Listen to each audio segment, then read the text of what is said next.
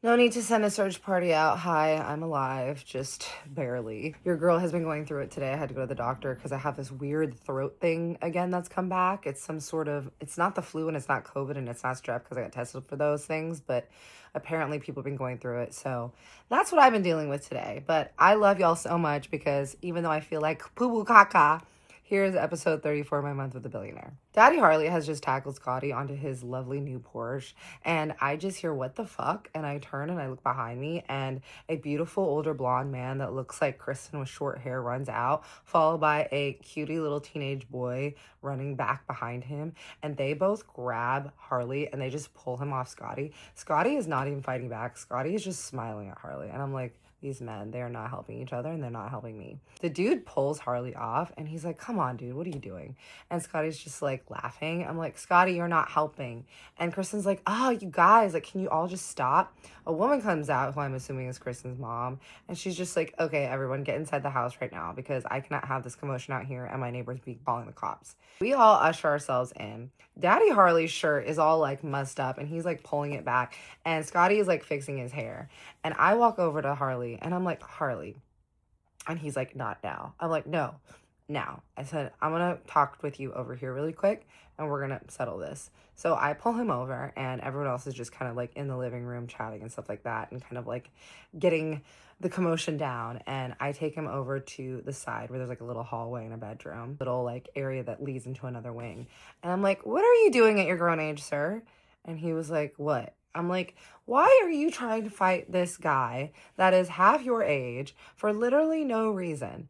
And he was like, I have a reason. I'm like, Harley, Scotty is the son of Jim.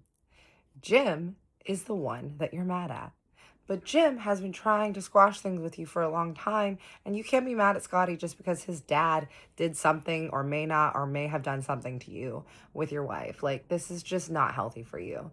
And he was like, no, I'm mad because I know that Scotty is now trying to hit on you and get with you because he knows that it'll make me mad. I'm like, no. Scotty just thinks it's funny that you are holding this grudge and he is egging you on. But don't worry, I will be having a chat with him as well. And he was like, I just don't understand why you want to hang out with him. I was like, Harley, first of all, I did not know he was going to be there. I just happened to sit next to him because that's how we had gone in there. But you need to understand that you need to trust me. And the fact of the matter is this controlling behavior is not okay. Because, y'all, I want to clear something up because there were some comments in my last video saying that I'm doing things that are irritating Daddy Harley and I'm pushing his boundaries. Boundaries are about what someone does with their own behavior, not about controlling someone else's. So for a boundary for Daddy Harley, he would say, I don't want to date someone that is going to hang out with Scotty. And that would be his boundary. And then he would have the choice to not date me and not hang out with me. But him saying, I don't want you to hang out with Scotty is controlling behavior on me. So it's about putting the boundary, what you will deal with for yourself, not on somebody else, so that everyone can have autonomy in the situation. So me hanging out with Scotty doesn't violate Harley's boundary unless he explicitly stated what he would do if I hung out with Scotty. So if he said, if you hang out with Scotty, then I'm no longer going to see you, then that would be Harley's boundary and that would be his choice. And then I would have been like, okay.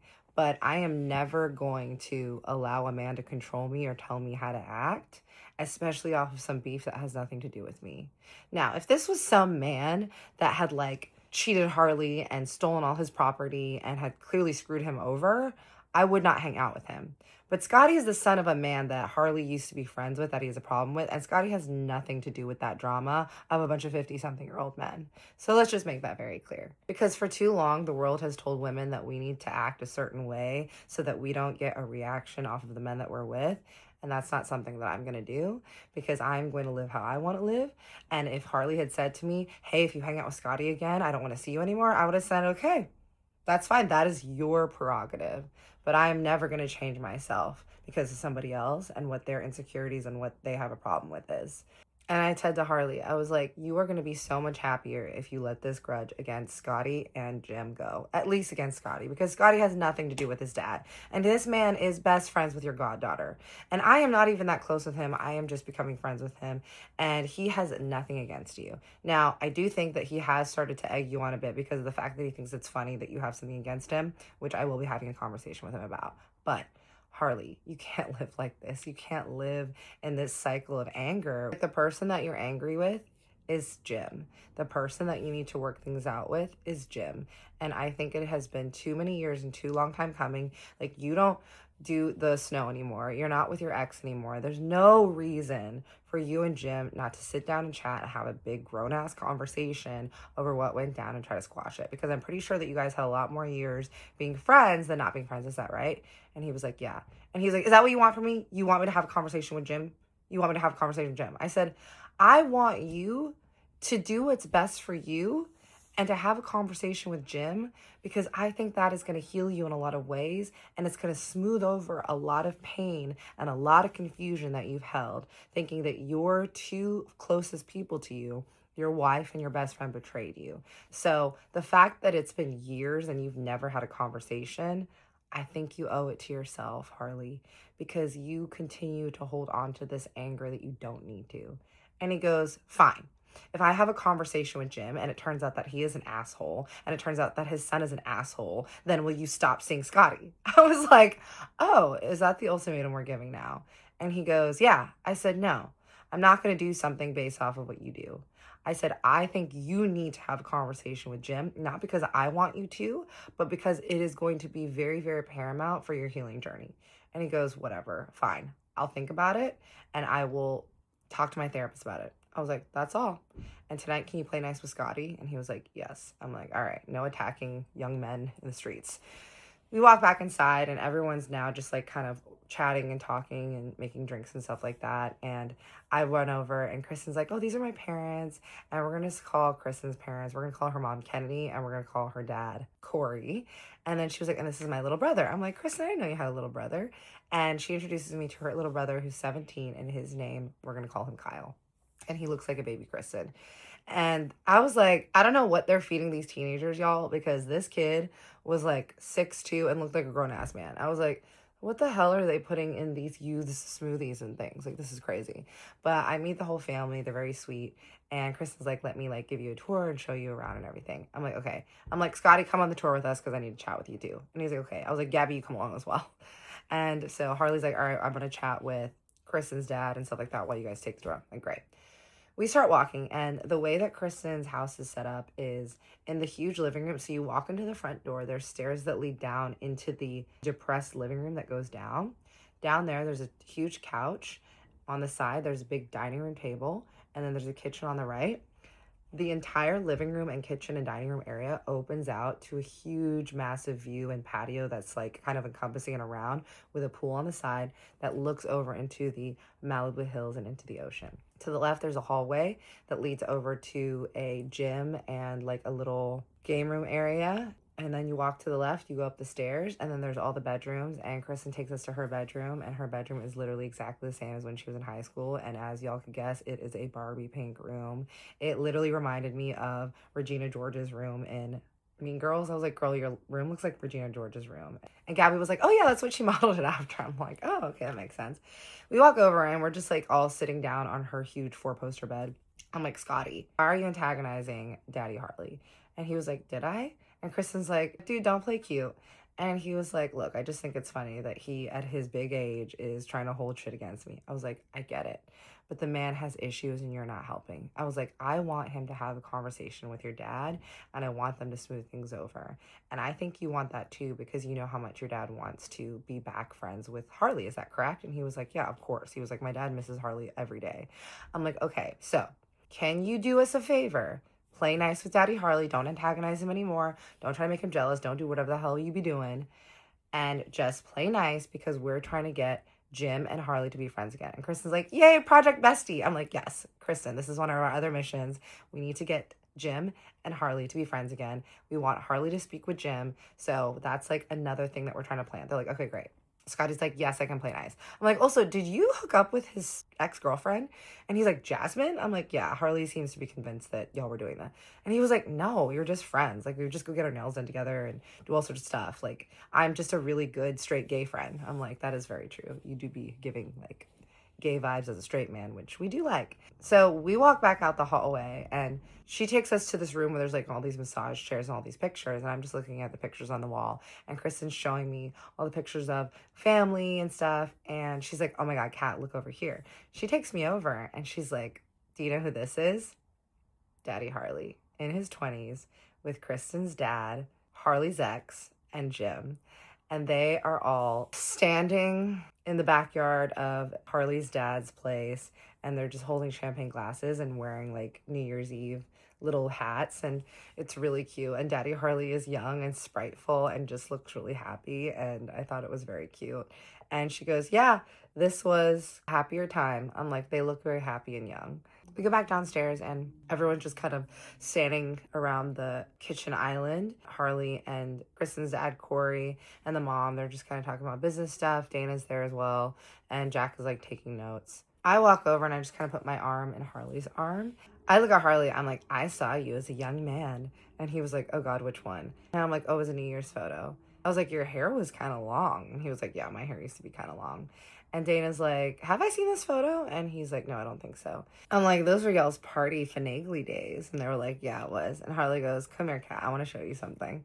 I take Harley's hand and he leads me outside through the two big glass windows. Well, everything is big glass all around. And then there's like the two doors. He opens them. And then when you walk outside, there's a huge patio overlooking. It was dark now. There's lights everywhere. He takes me to the left side and there is a beautiful, huge hot tub over there and a table. And there's a big, like, lazy boy style chair. And he was like, look at this old thing. I'm like, this thing looks like it's seen better days because everything is very modern and looks really nice there. But that thing looks like shit. And he was like, yeah, I bought this thing for Corey ages ago and we promised to never get rid of it because we had it in college. And this thing has seen us through many days. And he was like, come here and look at the arm. He takes me over the arm. The arm opens. So it's like kind of one of those old school lazy boys where the arm opens and you can put stuff in it. And then I look and he's like, see this? There's like little trays and stuff like that. He was like, this used to be the line chair. I'm like, oh, y'all used to rip lines in this chair. He's like, yep, we used to keep the stash in here. And then at a party, this would be in a room and then people would just go into the room and they would just like open up the little compartment and then just pull out and do a line off of there. We used to also keep a mirror in there and $100 bill. I'm like, Harley, you haven't really talked to me about your finagly snow days. And he was like, what do you want to talk about? He was like, I used to be a monster. And I'm like, yeah, and what did you act like when you were on it? He was like, I acted like I was invincible. I acted like I could do anything. He's like, one time I smashed my head through a wall. I'm like, you? And he's like, yep. I'm like, okay, so you act super different when you're on snow than you do now. He was like, absolutely 100%. He was like, I'm so chill like now. He's like, but when I was on snow, I thought I was Superman. I was the life of the party. I was standing on cars. I was like, oh, you were ghost riding the whip? He's like, what? I was like, you're ghost riding the whip? And he was like, I guess so. He was like, I'd get behind the DJ booth. We would pay money to let us get behind the bar back in the day. Like, we used to run Hollywood. I was like, I would have kind of liked to see that, Harley. And he was like, no, he was a monster. We literally used to destroy the inside of clubs and hotel rooms and then just pay for it after. He's like, I remember one time we had a party at a house that we rented and we left bullet holes in all the walls. And the house was so messed up that my dad just ended up buying the house. I'm like, okay, that's money. I can't wait to hear more stories of Harley being a crazy man and just blowing all his money on snow. He's like, oh, I blew money on snow. I'm like, what's the most amount of money that you think you ever spent on snow? He was like, total? I'm like, what about like a year? And he goes, 1 year, we were partying so much. We were having so many people over all the time. And we were just having constant parties. And I was doing it every single day, all day. I'm like, how much, Harley? And he goes, I think somewhere around 5 million. I go, $5 million on 1 year on snow? Harley, you did need to go to rehab and you did have a problem. He goes, yeah, I did. And I was like, oh my God, that's fucking wild. I'm like, by the way, Harley, speaking of partying, I have been conspiring. And he was like, oh God, what have you been conspiring? I'm like, we chatted with Carol and we want to take Papa Harley to Vegas. He goes, what?